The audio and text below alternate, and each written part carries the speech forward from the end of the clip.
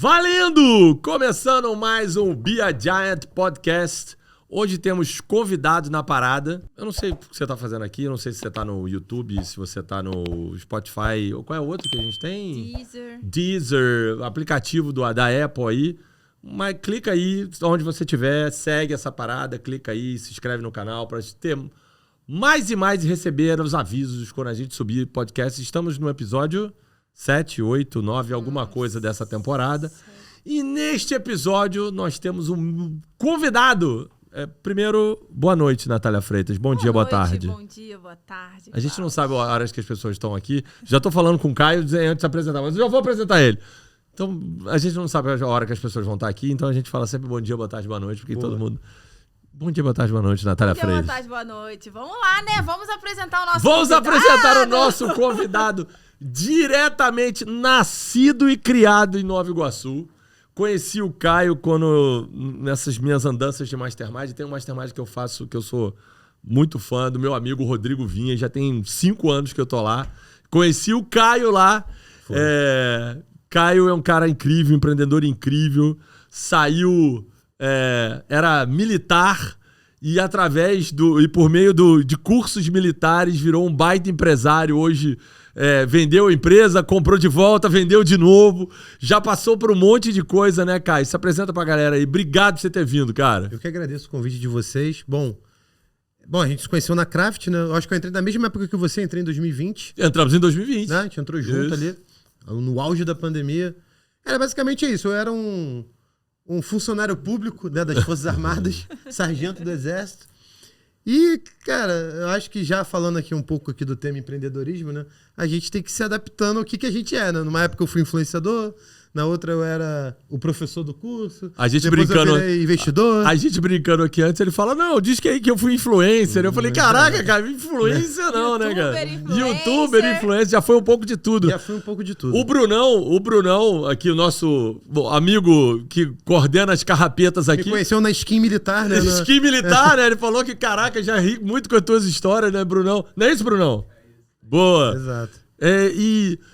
Cara, pra resumir pra galera, em que momento você tá hoje da história? Só pra dizer assim, Deixa beleza, eu pensar aqui. Eu não sou influencer, eu não sou youtuber, eu sou o quê? Executivo, empreendedor, investidor? Em que momento você tá? Eu acho que eu tô numa fase executiva agora. Executivo, tá numa fase executiva. Executivo, Boa. E tá curtindo a fase executiva, amigo? Tá começando agora, assim, né? Assim, mais...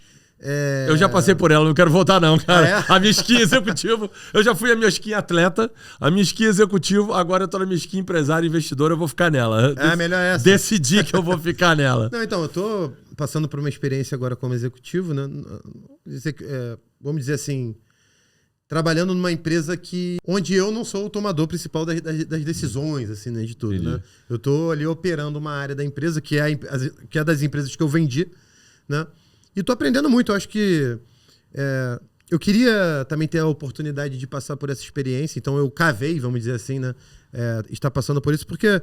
Foi proposital, você diria? Foi proposital, porque eu fui militar a vida toda, né? Dos meus 18 até os 27 anos eu fui militar. Então você trabalha numa empresa, mas é uma empresa que não tem fins lucrativos. Né? Não tem meta de venda, não tem gestão. Tem outro tipo de gestão. Então gestão tem pra caceta, só que é outro tipo. Com outros objetivos, né? Tem muita, mas com outros objetivos. Então eu fui militar ali durante boa parte da minha vida adulta. Depois eu fui o cara que foi influenciador. De influenciador eu acabei virando empresário, que eu montei uma empresa em cima dessa minha influência, né? Uma empresa de concursos públicos. E no ano passado eu fui investidor. Aliás, 2023 e 2024 eu tive o papel também de investidor, onde eu investi na Ranger, né, que é a empresa que é sócia do projeto do Rodrigo Góes, das milhas. Não é o Fake Nery. Não é o Fake Nery, é o cara das milhas. Fábrica de milhas. Grande pessoa, ele e o Rafa Leite, né? Exatamente, são meus sócios. São o maior projeto... Falar nisso, Góes e Rafa Leite, vocês estão devendo a visita no podcast. Eu já convidei, vem logo. Boa. Que é o maior projeto de educação financeira em milhas do mundo. Um projeto muito grande. E no ano passado também, eu comprei uma empresa de vestibulares, né? Eu já estava na área militar, que é um vestibular militar. Sim. E aí eu entrei na área de Enem. Então eu fiz a aquisição de uma empresa dessa área.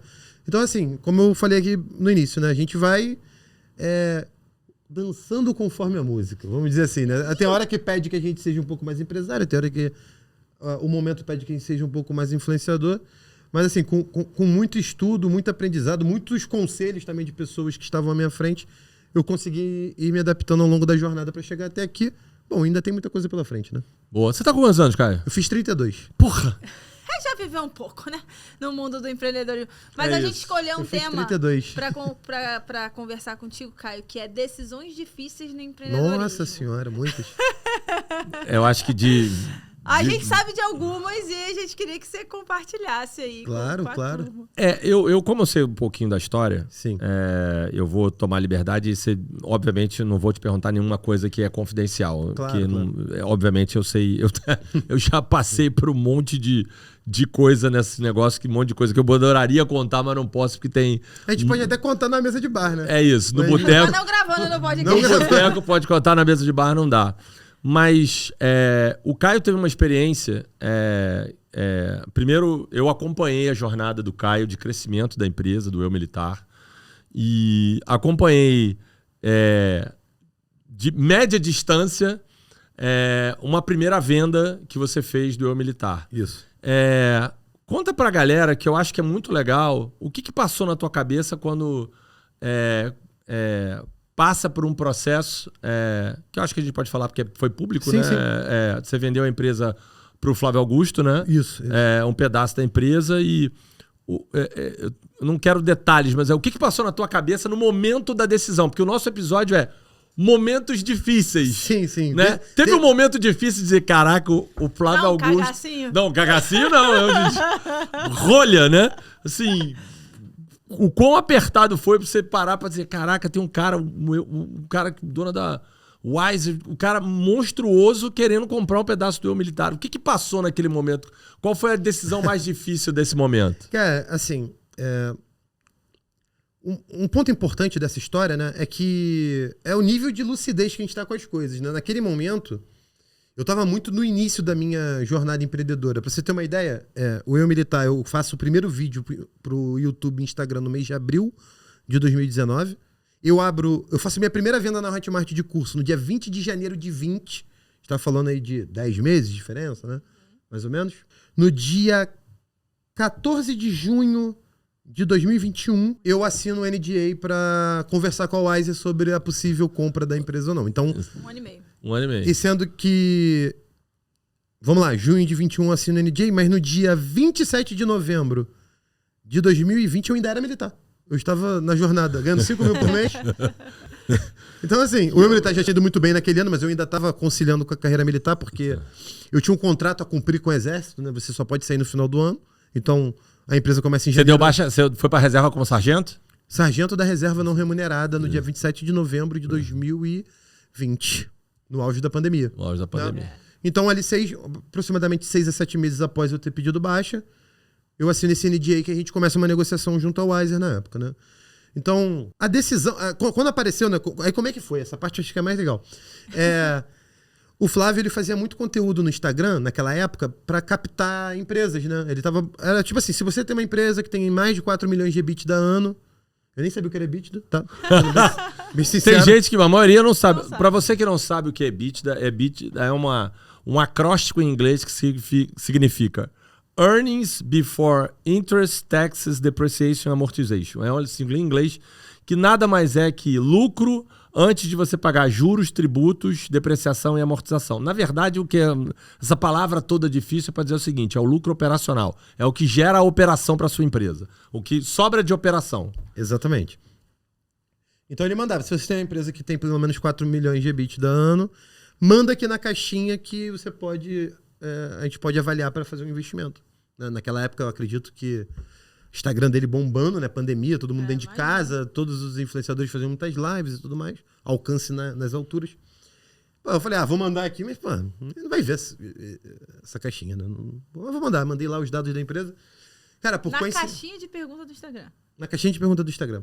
E foi um detalhe, As pessoas cara. acham, agora parênteses, as pessoas acham que a caixinha de perguntas do Instagram não pode mudar a vida. Mudou, né? Eu vendi a empresa 2 vezes mandando mensagem no direct, mas vou contar aqui.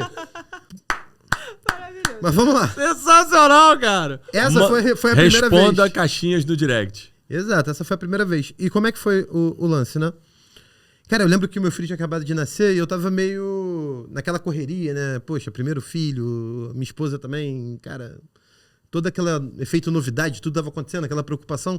E tava rolando uma craft, que é o encontro do Mastermind que a gente participa, né? Sim. E eu tava em casa no sábado de manhã, eu falei, caraca, cara, poxa, eu não fui pra essa craft. Eu tava acompanhando meio que online, como era a pandemia, o Vinhas, ele transmitia, né? No Zoom, um pedaço ali, pelo menos uma boa parte eu tava assistindo de casa. E foi no sábado de manhã, eu tava tomando café na varanda do meu apartamento, e eu fui e mandei essa caixinha. Cara, na mesma hora o Flávio respondeu. Tipo, isso era 8 horas da manhã de um sábado. Então tu imagina. Aí ele mandou assim, fala Caio, tudo bem? Vi aqui os números, eu mandei assim, em linhas gerais grandes números, eu lembro até como é que foi. Eu mandei tipo assim pra ele, eu tenho 27 mil alunos, ano passado eu faturei 6 milhões, foi o primeiro ano da empresa, e esse ano eu acho que a gente vai triplicar. Cara, mandei essa informação pra ele. E eu sou da área de concursos militares. Aí ele me respondeu, caramba, muito legal ver que seu negócio aqui. Você pode me mandar mais informações? Eu, claro, você pode mandar um e-mail, por favor? Ele, não, toma aqui meu WhatsApp. Me mandou o WhatsApp dele. Chamei no WhatsApp, era ele mesmo. Falei, caraca. E me respondeu. Aí ele falou. Não tinha que não, fazia fake de voz. Não tinha nada disso. Ninguém enganar, não dava pra enganar, né? Não dava pra enganar, não. Aí ele falou: olha, me manda um BP aqui do que você vai fazer esse ano, né? Do que você planejou e tudo mais. Eu falei, beleza. Não tinha nada disso, lógico. Fui, liguei pros meus sócios, a gente se reuniu pro escritório, pleno sábado. Passamos o dia todo montando PowerPoint lá pra poder mandar pra ele. Mandar um BP pra ele. De noite a gente mandou, umas 8 horas da noite, mandei uma mensagem no WhatsApp. Ele, muito obrigado, legal demais. A minha equipe de M&A vai entrar em contato com você e vai começar a conversar. E a partir daí, começa a receber aqueles Q&As com 250 perguntas. Esse pessoal que gosta de fazer M&A, né? Esse povo. Isso. Chato pra caraca, fazendo pergunta, fazendo diligência. Exato. Aí a gente começou aquele período... Aí tu imagina, né? Assim, não sabia o que era EBITDA, quanto mais preparar uma empresa para ser vendida. Uma empresa que tava, né? Começou no fundo de um quintal e a gente estava começando.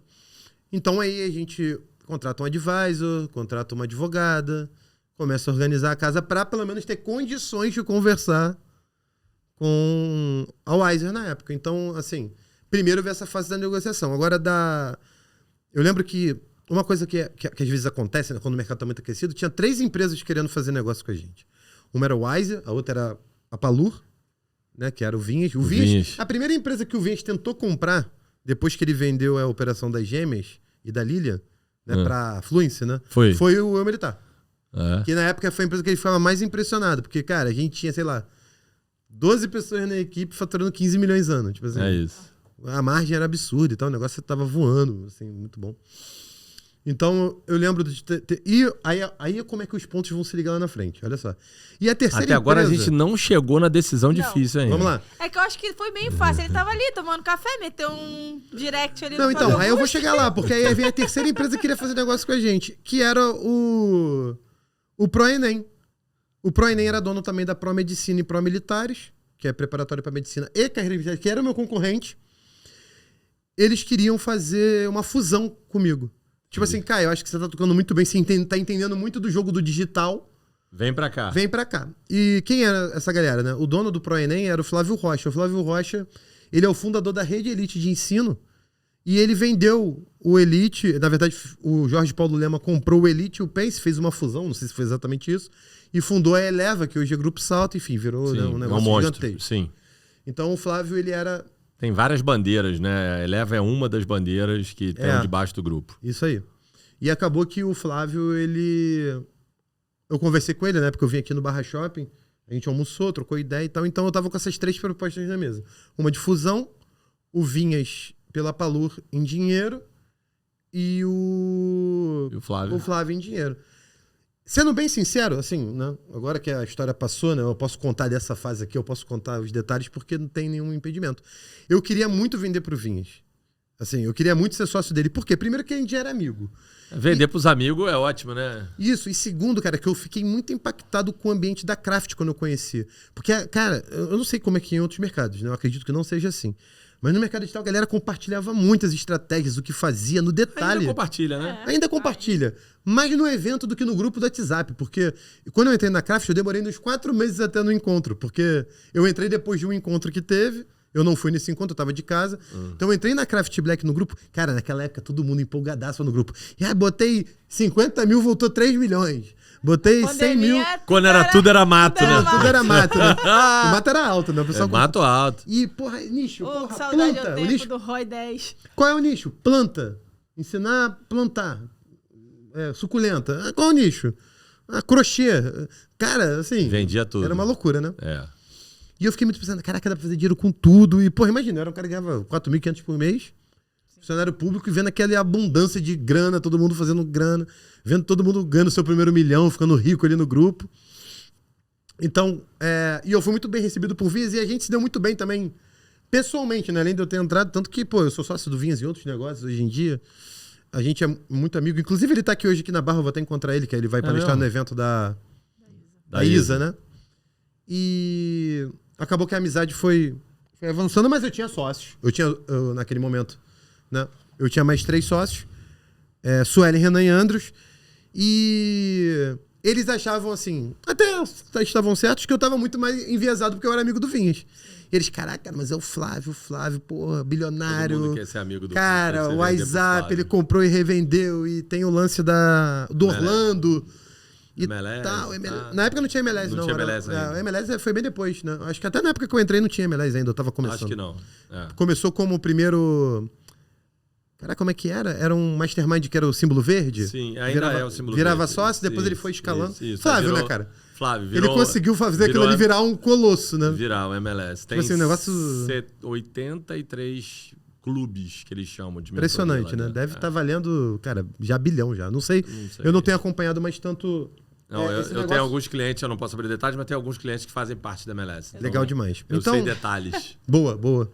Então, assim, então até esse ponto, a gente teve que tomar uma decisão. Aí vem a primeira decisão difícil. Cara, pra que a gente vai vender? E como é que você toma? Como é que a gente vai fazer? Como é que você... Qual foi o racional que você usou? O POB da fusão já foi descartado logo no começo. Cara, tinha um restaurantezinho que eu tomava chopp, perto do escritório do militar lá em Nova Iguaçu. Eu falei, galera, vamos descer? Tomar um chopp. A gente já tava com as 3 propostas.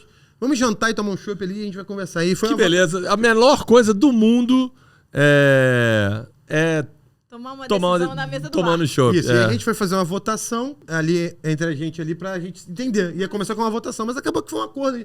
Assim, cara, na sociedade do militar a gente nunca teve que usar a porcentagem pra decidir nada. A gente sempre sentou e conversou. Então, naquele momento, a gente senta, conversa. E os meus outros 3 sócios optaram pela Wiser. Eu também estava dividido entre o Wiser e Vinhas já nesse momento. No início eu estava muito mais pro Vinhas. Mas assim, cara, porra, até chegar esse momento, a gente, de bater o martelo do que era, a gente já tinha conversado com o Flávio no Zoom. O Flávio já tinha dado umas ideias pro negócio. Tu vai se encantando com o Flávio, cara. Ele é o Flávio Augusto, né, cara? Sim. Ele, porra, é muito experiente. Eu acho que no nosso mercado aqui de usar a influência para fazer negócios e tudo mais, cara, ninguém ainda joga o jogo dele. Eu acho que tem algumas pessoas que têm capacidade de jogar o jogo dele. Só que essas pessoas, elas andam na linha de se acabarem. O dinheiro era o mesmo, ou seja, no final não fazia muita diferença. Ou o dinheiro... Porque assim, quando a gente toma difícil a decisão, 1 milhão e 10 milhões. O dinheiro era muito próximo. Não tá difícil, né? 1 milhão e 10 milhões. O dinheiro era muito próximo, mas na Wise a gente tinha um plano que no futuro tinha um prêmio muito maior, muito claro. Ou seja, a perspectiva de futuro era maior. Era mais palpável, vamos dizer assim. Exato. E naquele momento, eu imaginei assim, eu já acompanhava o Flávio há muitos anos, eu já tinha lido os livros dele e tudo mais. E eu já tinha uma clareza, que era o seguinte, cara, eu sei quanto custa você investir em mídia. E o Flávio investe muito em mídia, né? Assim, matérias, em podcasts. Ele tem uma assessoria de imprensa muito boa. Ele é um estrategista, cara, assim... Não tem ninguém, repito, perto dele, do nível que ele pensa as coisas, como ele pensa lá na frente as estratégias digitais. Isso eu tenho certeza. E eu falei, cara, esse cara já comprou muita mídia, ele já fez muita coisa. Eu ser anunciado por ele, eu tô entrando de graça num pacote de mídia que já foi. Então, pra mim, como empresário... E outra coisa, uma coisa que eu já tinha entendido. Eu já sabia, mesmo eu sendo expert... Geralmente, o expert no nosso mercado, ele faz assim... Cara, eu tenho esse negócio aqui que eu criei. Eu sou um artista, eu faço vídeo, né? É uma coisa meio artística, né? Fazer vídeo. Produtor de conteúdo, Produzir né? conteúdo, criar um roteiro na coisa artística. É Coisa de cinema, né? Sim. Só que em escala menor e tudo mais. Mas eu já tinha clareza que mesmo eu sendo especialista, que eu queria participar ativamente do meu negócio nas estratégias, então eu não deleguei o marketing. Eu fiz junto com os meus sócios, eu aprendi a fazer, né, tudo aquilo ali. Eu estudei muito e eu já tinha entendido que eu não ia parar ali. Eu queria fazer mais, outras coisas. Eu falei, cara, eu quero dominar o mundo, né? Tava com 26 anos. Você se apaixonou pelo empreendedorismo e não por ser produtor de conteúdo. Exato, eu queria fazer. Eu sabia que o Eu Militar era um meio para eu fazer outras coisas. Ele não era a última coisa que eu ia fazer. Eu não podia decidir que eu vou fazer uma última coisa com 27 anos.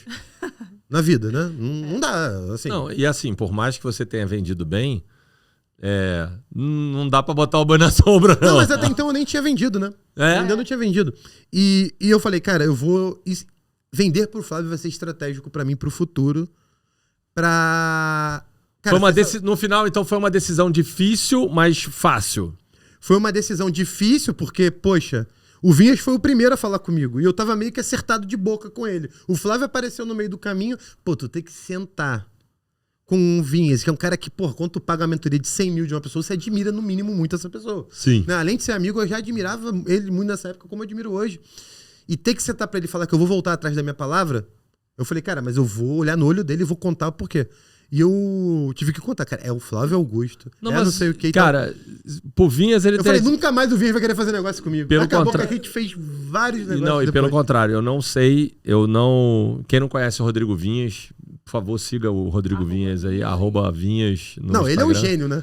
O Vinhas é um cara... Todo mundo tem defeitos e problemas, né? Mas o Vinhas é um cara, incrível.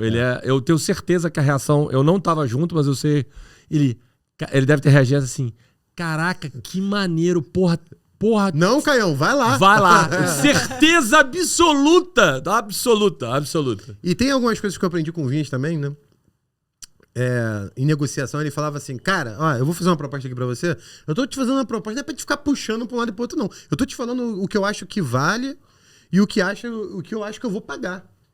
Né? Então eu sempre fui entendendo assim, cara, ser claro, ser objetivo, não ter letras miúdas com nada. Eu aprendi muito isso com o Vinhas, convivendo com ele. A gente fez várias... Hoje mesmo eu almocei com ele, por incrível que pareça, olha que loucura. Eu fui almoçar com outro amigo, que é lá da Craft também, olha o ciclo, né? Que é o Fabrício da medicina, que mexe com os médicos, com ginecologia. Fabrício. O Fabrício. Ele tá aí também.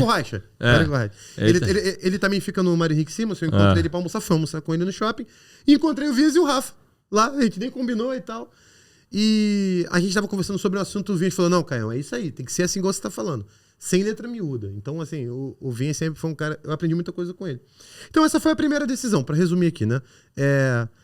Sentar com o Vinhas, dar pra trás de um cara que ele me ajudou a fazer a empresa crescer pra eu vender pra ele. Ele mentorou a empresa, ela chegou num ponto e eu ia vender pra ele. Imagina a decisão de chegar pra ele, cara, eu não vou vender mais pra você. Eu vou vender pra um outro e tal, não sei o que. Mas eu fui muito claro, acho que também ele gostou disso, eu não fiquei de enrolation com ele, falei a verdade, falei, não vou seguir e tudo mais. E acabou que essa foi a primeira decisão. E aí a gente entra na Wiser em fevereiro de 2022 e a gente começa uma jornada de sócios que durou 2 anos e 2 meses aproximadamente. Então, aí agora o fast forward, né? Vamos passar rápido pelos esses 2 anos. Chega um outro momento difícil, você fala, não tá indo como eu queria. Não, eu posso falar aqui como que eu pensei o futuro do Eu Militar, né? Acho que isso aqui fica mais fácil pra eu entender. Né?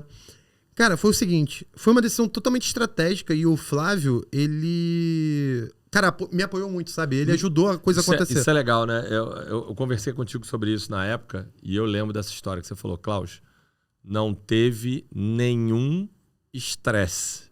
Foi completamente... na hora que a gente conversou e começou pra desfazer, foi super tranquilo, né? Foi. Assim, foi... decisão de negócio, as decisões são tomadas baseado, não tá tudo bem. Não, e deixando claro, as coisas só aconteceram porque o Flávio quis, ele autorizou, tá? Não isso. tinha nada que respaldasse essa decisão, então foi uma conversa e agradecer ao Flávio, ele é um cara que me apoiou muito lá naquele momento, então a gente foi conversar. O que eu enxergava, né?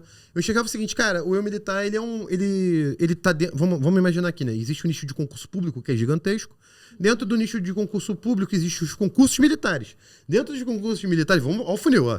Existe o nicho de concursos militares de nível médio. Dentro dos de nível médio existe os de sargento. Então é um nicho muito pequeno, de que, sei lá, 200 mil pessoas ano, aproximadamente, né? Que são entre inscritos e que tem desejo de fazer a prova, ali, interesse no assunto.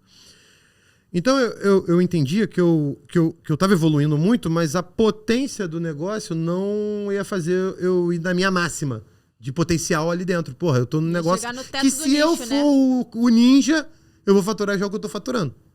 Assim, eu não vou conseguir... Bateu no teto. Isso aí, eu tava batendo num teto ali. Então eu entendia que eu ia entrar em outros mercados. E o mercado óbvio pro eu militar seria entrar em Enem. Só que a Wiser já tinha feito aquisição de uma empresa de Enem e óbvio que eu não podia abrir uma concorrência lá dentro com eles. Grupo, sim. Então, pensando num futuro da eu militar, para que a empresa continuasse, né? E é uma coisa que o próprio Fábio fala, né? O que não tá subindo tá caindo, né?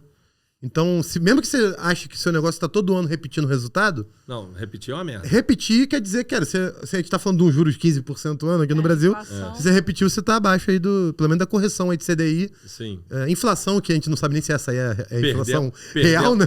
Perdemos dinheiro. Pelo menos tem que ter corrigido em IPCA, né? Pelo menos, né? Então a gente já estava ali indo muito bem, com a margem muito saudável. E uma coisa que eu aprendi, Cláudio, acho que você vai concordar comigo. A empresa pode estar morrendo mesmo no auge dela. Opa! A minha empresa estava morrendo no auge. Opa, com certeza. Conta isso melhor.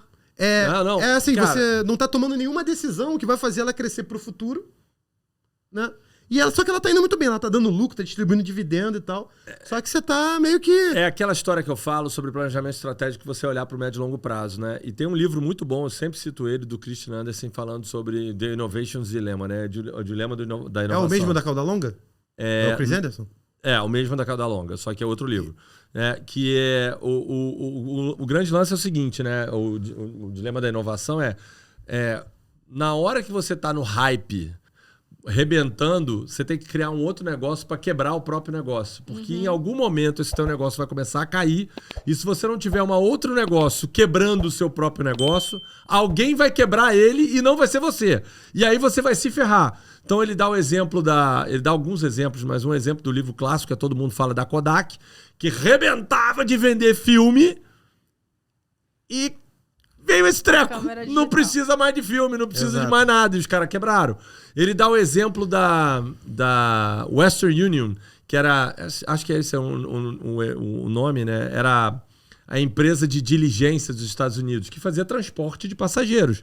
Só que eles não entenderam que o negócio dele era transporte de passageiros. Eles achavam que o negócio deles era a diligência. O nosso negócio é ter diligência, não é transportar passageiros.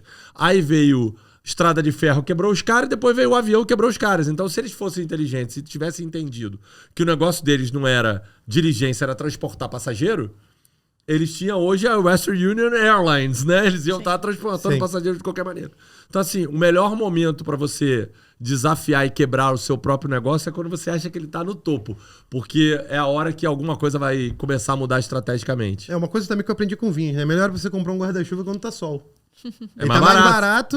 E você não vai ficar na correria na hora que chover. Exatamente, é isso. Mas já pensando nisso, né, em diversificação e tudo mais, e chega um momento, né, ali em 2023 já, você vê um mercado muito eufórico ainda, né, do digital, todo mundo, cara, tudo que você apertava o botão dava certo. E você via, né, o pessoal se mudando, comprando casa, ou alugando, ou comprando Porsche. Esse eu vi muito. Ou comprando Rolex e tudo mais. Esse eu vi e muito. nessa época, eu já estava muito bem assim na minha pessoa física, eu posso dizer, mas eu ainda estava morando em Nova Iguaçu. E foi uma decisão muito acertada, porque quando tava todo mundo comprando isso, eu comprei um pedaço da Ranger. Que foi um negócio, cara, que deu muito certo depois. Antes ainda de eu sair lá, de recomprar minhas ações e poder entrar no mercado de Enem, que foi uma coisa que eu acabei fazendo depois mesmo. Tá? Então... se preparar para os dias de chuva enquanto ainda tá sol. Então, assim, 2023 eu lembro até hoje. A gente tinha uma meta de EBITDA para bater, né? Que é desbloquear um earnout e tudo mais. Cara, a gente bateu em 2023. Sim, um negócio que era improvável para fazer pra cacete, mas... E foi aí também que eu aprendi a olhar margem, olhar os números no detalhe. Você virou gestor. Eu virei gestor para bater a meta. E bati... auditado pela PwC lá, o número. Então, assim, não tô contando uma história que... Digital tem muita mentira, né? Opa, eu que sei! Então, assim, eu posso provar, né? Tá auditado o número e tal. Então, da meta que tinha, que foi batido. E naquele momento, no auge da alegria, eu falei, eu vou fingir que deu tudo errado. Eu vou entrar num outro... E foi a hora que eu entrou na Ranger. Que eu tava ali com o Rafa e tudo mais, entrei como consultor e depois acabou que a gente virou sócio. E é um negócio que quando eu entrei, tava com a margem apertada, devido aos problemas que você sabe que estavam acontecendo lá dentro, né? Não vem o caso aqui te entrar em detalhes. Problema grave. Gravíssimo. E hoje é um negócio que... Vamos falar aqui do ano passado que tá fechado? Um negócio que faturou 44 milhões e lucrou 18. Um negócio fantástico, né? Fantástico. E... Então ali foi uma primeira decisão acertada, falando de uma decisão difícil, quando tá todo mundo no teu ambiente, se mudando, indo pra fora, ou assim, vou tirar um sabático aqui pra viajar. Então... Eu arrumei um outro emprego. Teve gente, em bastidores aí, desses eventos de marketing que a gente vai e fala assim pra mim, porra, que merda, hein? Você vendeu a empresa pro Flávio Augusto e agora tá virando funcionário de outra empresa? Aí eu... mas assim, eu sempre fiz por menos, né? Porque assim, eu tenho a minha estratégia, eu sigo ela com disciplina. Estratégia militar. Falei, é isso aí, legal, bacana e tal. Dei um sorriso meio amarelo assim, valeu. Virei as costas e falei, cara, babaca, vou seguir meu plano. Não sei o que aconteceu no negócio dessa pessoa hoje em dia, não tem mais contato, mas, cara, eu posso contar hoje aqui que eu ter feito isso na época. Não, com certeza. Olhando agora 2 anos e meio após, cara, foi uma das maiores decisões que eu tomei. O Warren Buffett diz uma coisa, né? A melhor maneira de você... olhar para sua empresa quando todo mundo está positivo, seja negativo. Quando está todo mundo muito negativo, é a hora que você tem que ser positivo. Isso. É sempre na hora que você olhar um pouco contra a maré, né? Todo mundo está achando que vai dar tudo bom, é a hora que vai dar alguma merda. Isso. E com a ajuda do Flávio e permissão do próprio Flávio, né? A gente conseguiu entrar num acordo, né? E aí, cara, a gente seguiu nossa vida, né? E assim, logo em seguida eu falei, cara, eu tomei uma decisão pra entrar nesse mercado de Enem. Então, cara, eu vou atrás. Aí que vem. Aí eu volto lá no Flávio Rocha, que é o outro Flávio, que é o dono do ProEnem, que eu tinha conversado lá atrás. Aí, quer dizer, o network, você manter contato com a pessoa. Sim. De vez em quando a gente marcava um café, tudo mais. Bora conversar, e aí? Eu já comprava material dele, já estava negociando, na verdade, comprar material dele, que ele vendia material físico de concurso pra vender no meu militar. Enfim, um belo dia eu falei, Flávio, a gente pode conversar e tal. Aí eu falei assim, você não quer investir no meu militar, não?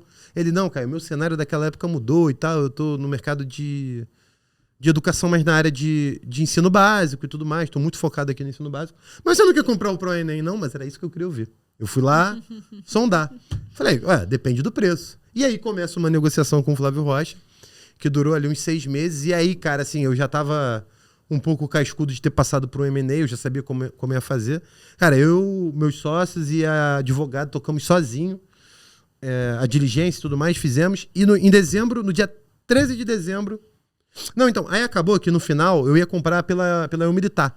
Acabou, cara, numa decisão também dos sócios, que nós sentamos, e aí veio uma decisão difícil. Foi no shopping. Eu só quero saber se foi no shopping de novo. Porque se não esse foi. Porra, senta pra tomar chopp, que é o melhor lugar pra tomar decisão, cara. Hoje, então. Bora tomar um chopp hoje, vou tomar uma decisão hoje. E deixando vou comprar uma empresa, vou vender uma empresa, vou tomar um chopp, caralho. E deixando bem claro também que toda a habilidade de negociação, entender como avaliar uma empresa pra ser comprada, eu aprendi dentro da Wiser. Né, com o Lazar, que era o conselho do Eu Militar, pra vocês terem uma ideia. Eu era o presidente do conselho, era eu, Lazar e Flávio, que era o diretor lá. O Lazar já tinha trabalhado na Cogna, na XP, era C-Level. Uhum. Então, cara, aprendi muito lá. Então, eu só tive capacidade de chegar nesse momento porque eu aprendi muito com eles. Cara, os caras excepcionais, super sérios. Quando chega dezembro de 24, no final da negociação para compra do ProEnem, que a gente ia entrar no mercado de vestibulares, eu numa reunião com os sócios, na época, aqui nas Américas, aqui no nosso escritório ficava aqui no Le Monde, ali do lado do Village Mall. Numa sala ali, não foi no shopping, mas a gente não vai comprar e tal, a gente não vai fazer esse investimento. E depois de ter negociado, e mais uma vez, cara, tudo acordado de boca, com uma pessoa que eu fui atrás, assim como foi o Vinhas, eu fui o cara que entrou na Craft dos sócios. Falei, caraca, maluco, eu tô 6 meses com esse cara. E o Flávio, o Rocha, ele tinha contratado a Advisor, tinha gastado dinheiro pra parada acontecer. Eu falei, caraca, mano, não é possível. E assim, a gente usar o dinheiro da empresa pra comprar. Eu não tava no meu plano comprar na minha pessoa física. Sim. Deu ruim. Cara, eu tô no downtown, lá na Ranger. Tô na Copenhague tomando um cappuccino, pensando. Era o dia de eu ir lá contar pro Flávio. Essa decisão foi difícil mesmo, porque ele lembra até que ele tava tomando cappuccino. Tava. Pois é, o shopping. Mas você viu que ele Mas tem uma conexão aqui, né? Porque toda vez que ele tá tomando decisão difícil, ele ou é chopp, ou é cappuccino. Tem alguma... Ele sai do ambiente. Ele tem algum lugar onde ele vai parar, mas eu tava parar pra pensar. Mas como era? É que a decisão da Wise lá atrás foi de noite, então pedi um chopp. Essa era de tarde no horário de expediente. Era uma reunião à tarde. Eu tinha que ir lá falar pro Flávio e ele não sabia ainda que eu ia lá contar pra ele que eu ia desfazer um negócio. E eu tava decidido isso. Eu só tava ali tomando um café, um cappuccino pra criar coragem pra poder falar isso pra ele. Falei, puta que pariu, eu vou perder a credibilidade. Pô, eu sou um cara chato com isso, cara. Dei a minha palavra e tal, não sei o quê.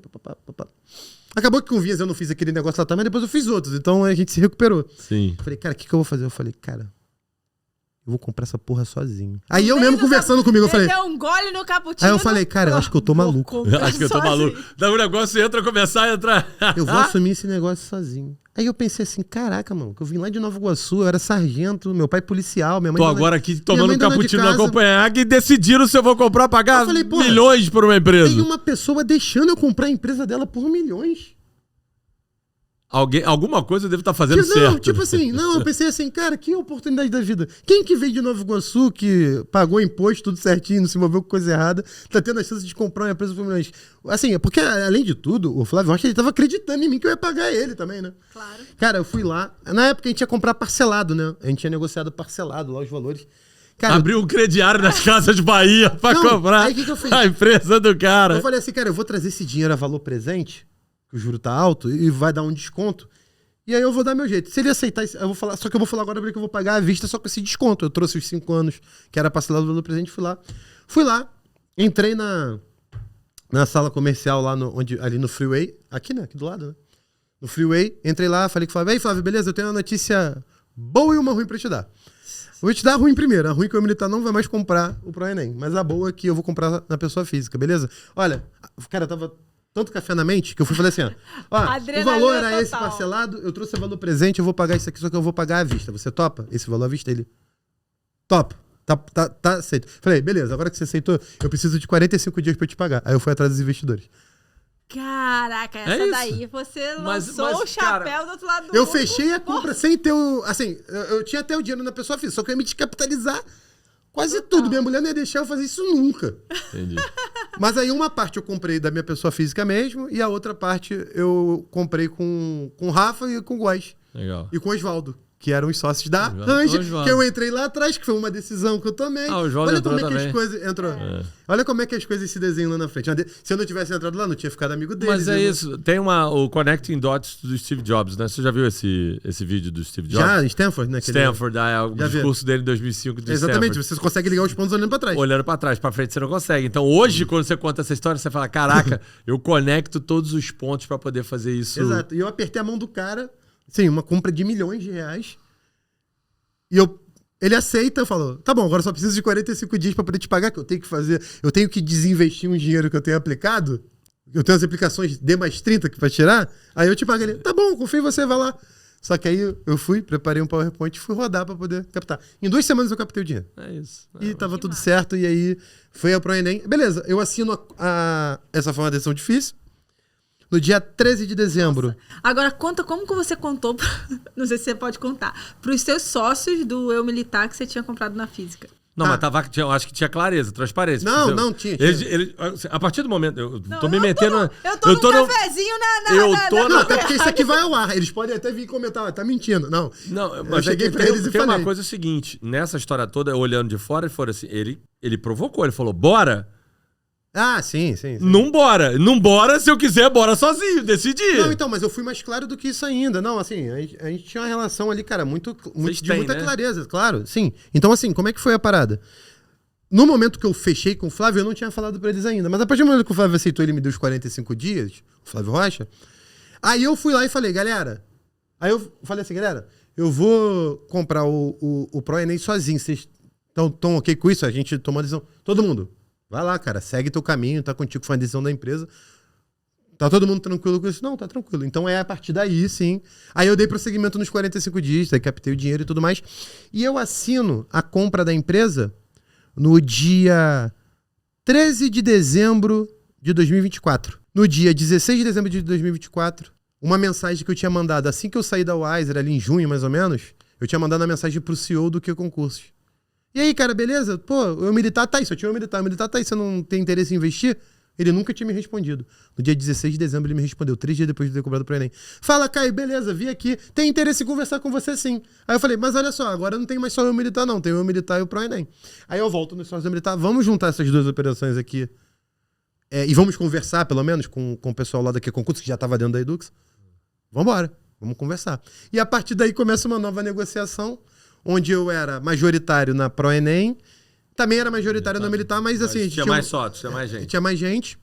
E aí a gente cria uma tese ali, das duas empresas juntas, monta um business plan e apresenta e, cara, no dia... Vendeu. 12 de setembro de 2025 agora... Sai o negócio. Sai a notícia no Pipeline Valor Econômico. Agora você é Edux.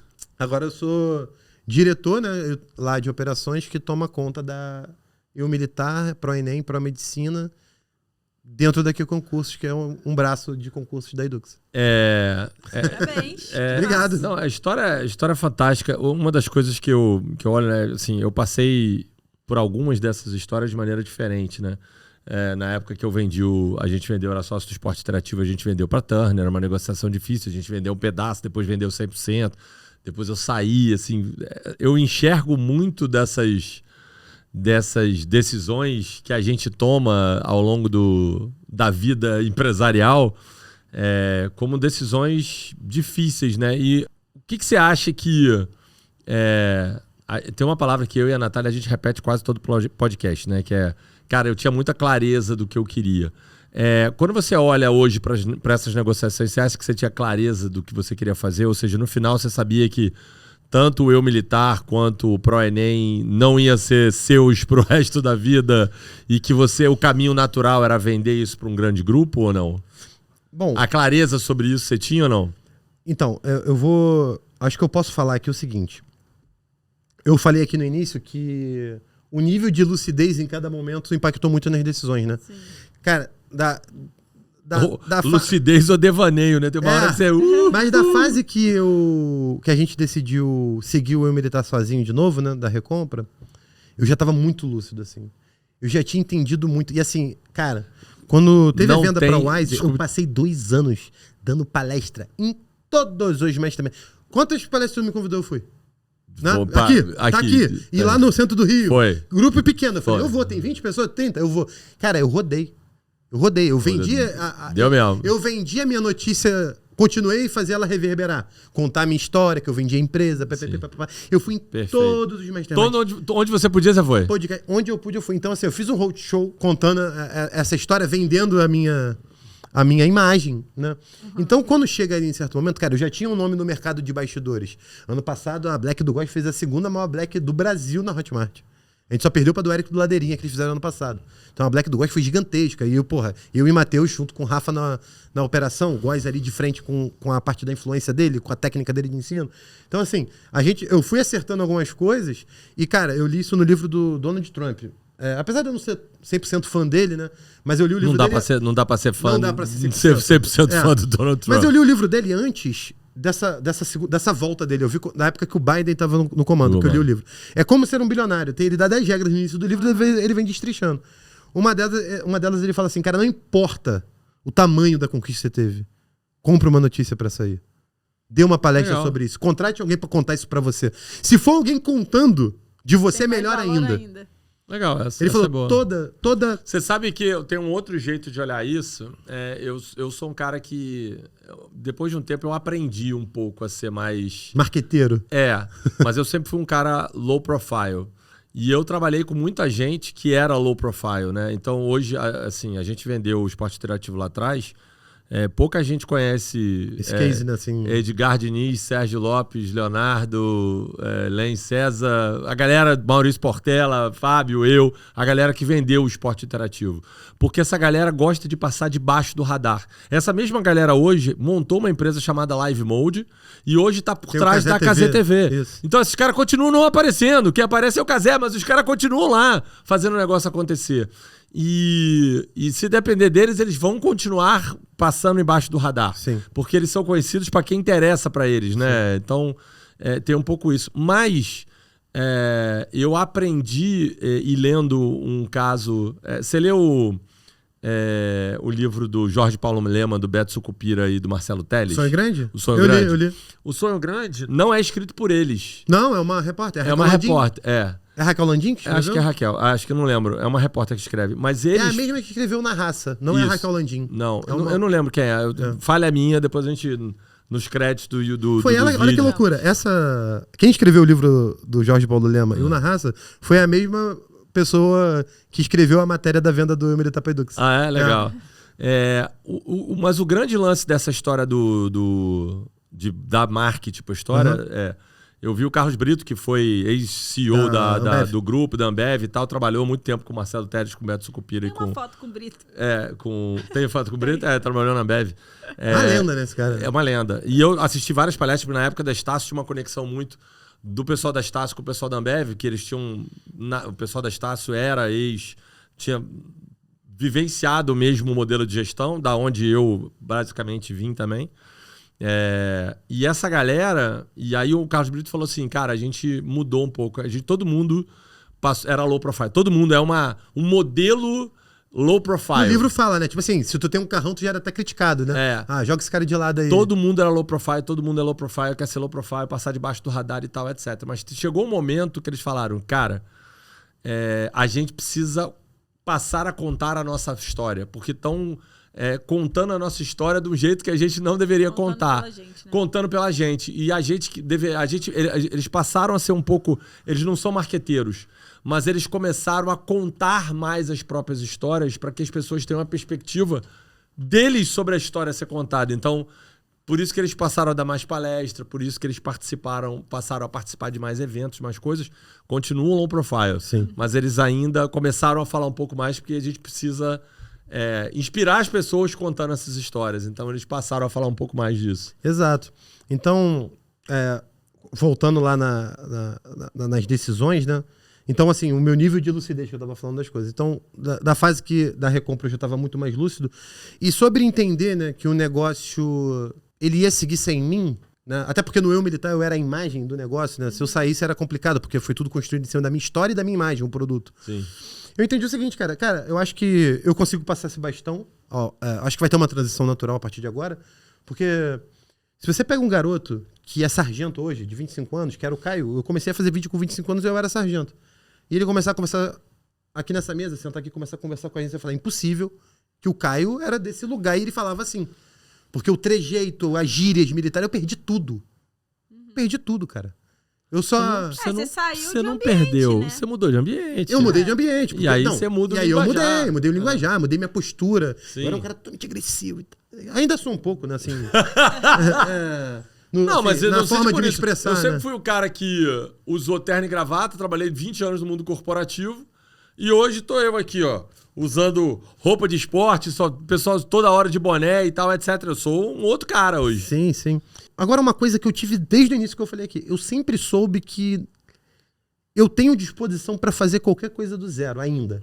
Né? Não, 32, bicho. Não, então, ainda que eu digo assim, ainda que eu digo o seguinte, eu ainda vou ter por muito tempo, entendeu? Então, assim, eu vejo muito essa galera que fica assim, cara, eu vou entrar no digital, eu vou criar um curso, eu vou lançar um expert, e aí eu vou me aposentar É o primeiro passo pra você não conseguir ganhar dinheiro, é esse. A partir do momento que eu nunca passei a pensar nisso, cara, eu fechei vários negócios, eu fluí várias coisas, eu poderia hoje parar de trabalhar? Cara, se eu diminuísse só um pouquinho o meu nível de vida, eu poderia, tá? Já.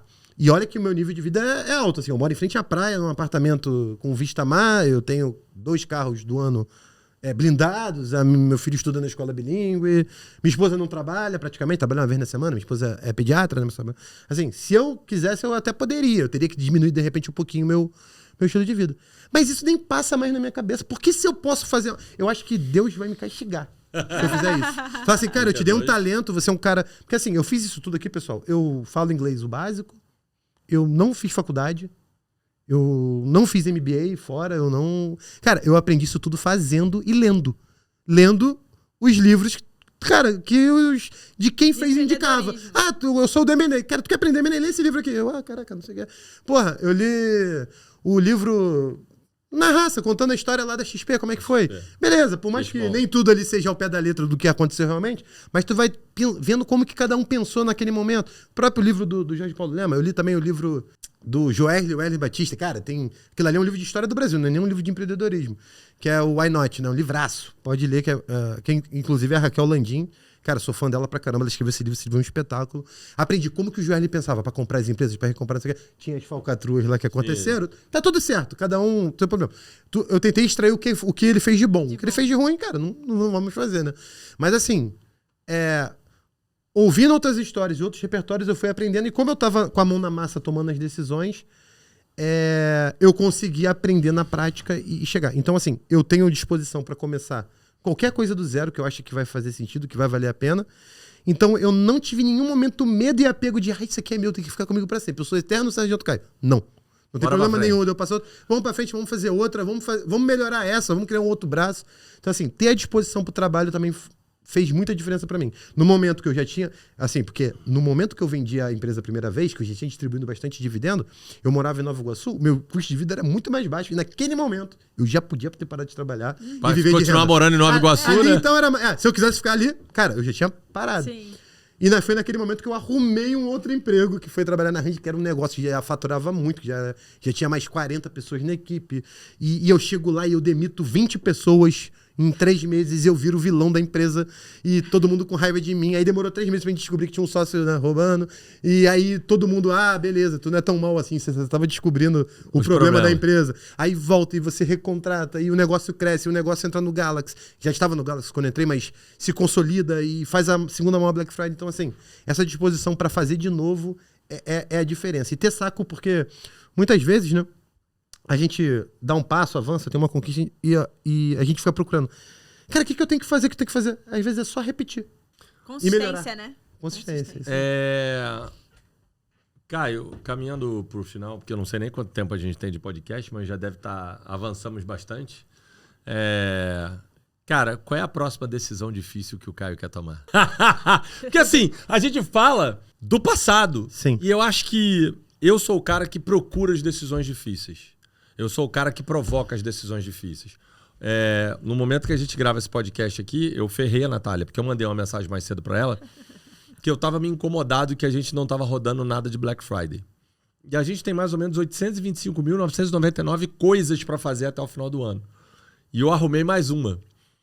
E aí eu mandei para ela e pra Bruna, que são as minhas sócias, falando assim, e aí galera, o que a gente vai fazer na Black Friday? Eu tô a fim de fazer A, B ou C, bora?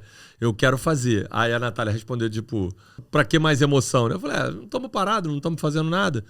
Ou seja, eu provoquei a próxima decisão difícil. Eu não perguntei se vamos fazer, eu perguntei o que vamos fazer. Sim. Né? Então a decisão difícil já tá tomada, que era bora fazer.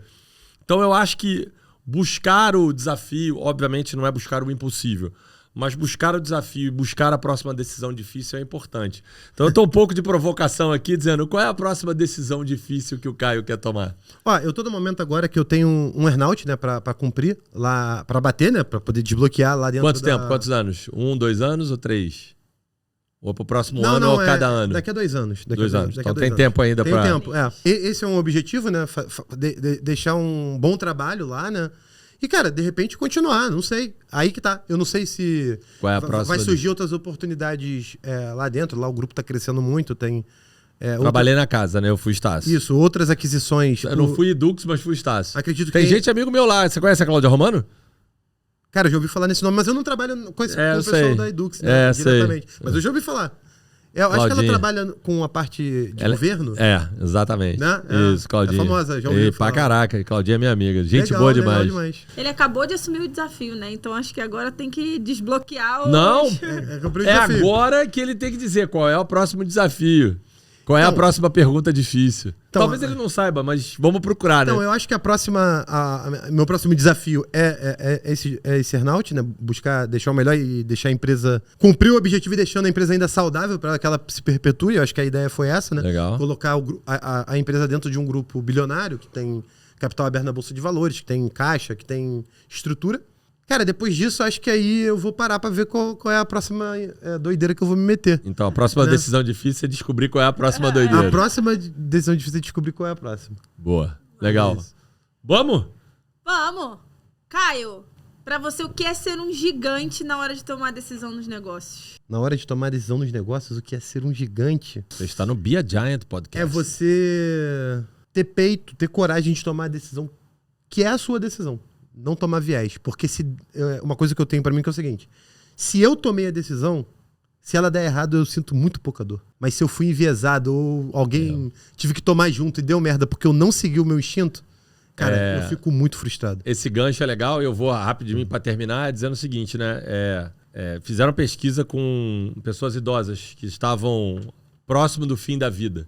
E se você pergunta para ela o que elas têm de arrependimento, elas se arrependem das coisas que elas não fizeram, não das que elas fizeram. Eu me arrependo de não ter feito isso. Quem fez nunca se arrepende. Então eu acho que é isso, né? Bora se arrepender, bora não se arrepender das decisões que a gente toma. Às vezes você tá achando que tá tomando uma decisão por si só, mas você tá totalmente influenciado com medo, enviesado, que na verdade você acha que tomar aquela decisão, mas você... Cara, essa decisão tá cheia de dedo de outras pessoas e de outras... Então, assim, você tomar uma decisão você pode escutar os alinhada outros, com o que você mas... acredita, acho que Boa. é ser gigante. Valeu! Fui! Valeu!